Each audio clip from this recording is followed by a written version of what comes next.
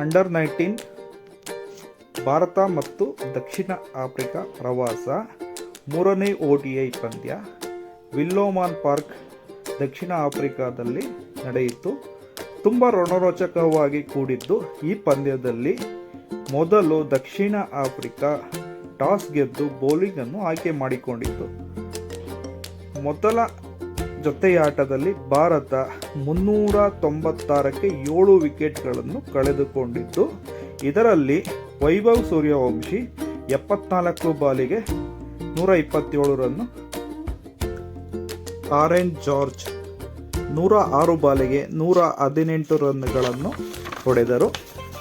ಇದನ್ನು ಬೆನ್ನತ್ತಿದ ದಕ್ಷಿಣ ಆಫ್ರಿಕಾ ಕೇವಲ 37 ಓವರ್ಗೆ ಎಲ್ಲ ವಿಕೆಟ್ಗಳನ್ನು ಕಳೆದುಕೊಂಡು 160ಕ್ಕೆ ಆಲ್ಔಟ್ ಆಯಿತು.